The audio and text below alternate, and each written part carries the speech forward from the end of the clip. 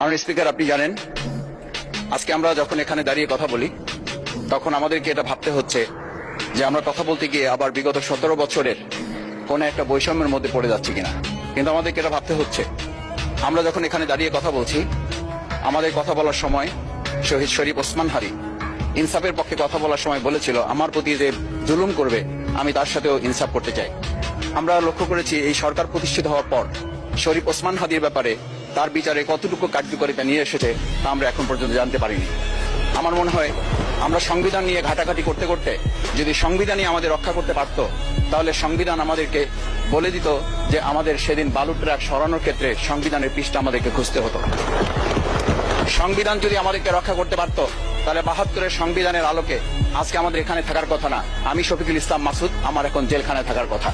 সংবিধান যদি মানতে হতো, তাহলে আমাদের মাননীয় প্রধানমন্ত্রী বাংলাদেশে থাকার কথা না, অন্য দেশের বাইরে থাকার কথা।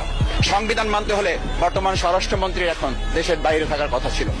সংবিধান মানতে হলে যে বাচ্চাদেরকে আজকে এখানে শিক্ষা দেওয়া হচ্ছে, দীক্ষা দেওয়া হচ্ছে, কিংবা তাদেরকে কোনো কোনো ক্ষেত্রে জাসদের সাথে তুলনা করা হচ্ছে, সেই বাচ্চাদের নিয়েই আমরা এই সরকার দলের লোকদেরকে, সরকার দলের সম্মানিত নেতৃবৃন্দকে আমরা চোখের পানিও ফেলতে দেখেছি। আবার কাউকে কথা বলতেও শুনেছি যে এই সমস্ত বাচ্চাদের, আমরা তাদের শিক্ষার্থীদের আন্দোলনের সাথে আমাদের কোনো সম্পর্ক ছিল না।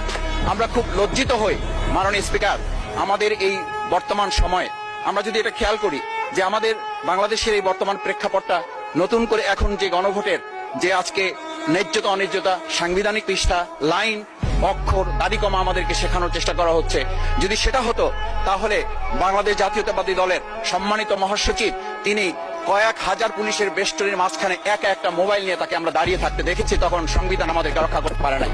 মাননীয় স্পিকার, আমি 350 মামলা নিয়ে 7 মাসের ব্যবধানে, আপনিও আমার 2-1টা মামলাতে আপনি আমাকে সহযোগিতা করেছেন, সেটা এই সুযোগে ধন্যবাদ জানাতে চাই। আমার 350 মামলা জামিন করতে 7 মাস সময় লেগেছে, আমার বের হতে সময় লেগেছে 4.5 বছর। আমি সেই 4.5 বছরে 3 বার রিয়ারেস্ট হয়ে 2 বার গুম হয়েছি। আমি তখন ডিজিএফআই, এনএসআই, ডিবিএসবির কাছে জানতে চেয়েছিলাম, আমার সামনে দিয়ে বড় বড় নেতারা বের হয়ে যাচ্ছে, আমার অপরাধটা কি? তখন বলেছিল তারা হুমকি না, হুমকি হচ্ছেন আপনারা।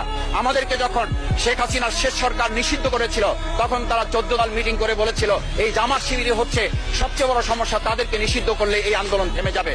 আজ একটা কথা পরিষ্কার বলতে চাই, এই গণভোট নিয়ে আমাদের মাথা ব্যথার মূল কারণ হচ্ছে এখানেই শেখ হাসিনা আমাদেরকে যথার্থ টার্গেটটা করেছিল।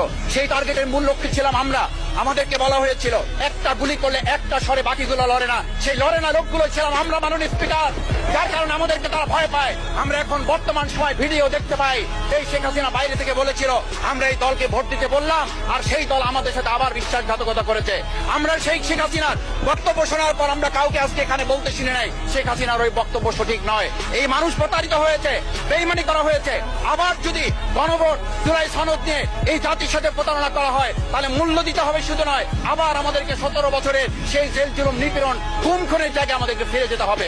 আমি মনে করি পরিষ্কার বক্তব্য, গণভোটের প্রতি সমর্থন না জানিয়ে জুলাই সনদকে যদি আজকে ইগনোর করা হয়, তাহলে আমাদেরকে কিন্তু আবার সেই গুম খুনের আয়নাঘরের দিকে আমাদেরকে ধাবিত করা হবে। আমি মনে করি গণভোটের বিরোধিতা করার অর্থ হচ্ছে আমরা আয়নাঘরকে সমর্থন করতে চাই। গণভোটের বিরোধিতা করা মানে হচ্ছে 70% মানুষকে আমরা অনিচ্ছভাবে তাদেরকে আবার ধিক্কার জানাতে চাই। আমি এখানে স্পষ্ট বলতে চাই, আপনারা যেমন 51% সমর্থন নিয়েছেন, 70% প্রায় জনগণ কিন্তু গণবিপ্লবের, গণভোটের পক্ষে তারা রায় দিয়েছে।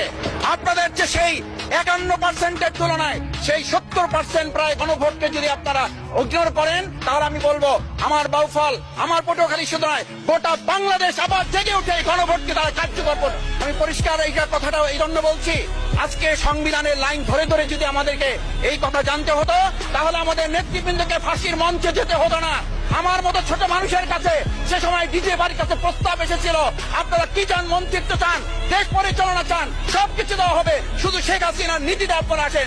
সেই নীতি তো ছিল 72-এর সংবিধান, সেই নীতি নিয়ে আজকে কেন এখানে এত কথা বলা হচ্ছে? আমরা পরিষ্কার জানি, আমরা যদি সেই 72-এর সংবিধানকে ভালোবাসি, তাহলে এখানকার নেতৃবৃন্দ এবং মরহুমা বেগম খালেদা জিয়া নিজে বলেছিল আমরা সুযোগ পেলে এই সংবিধানকে আমরা ছুঁড়ে ফেলে দেব।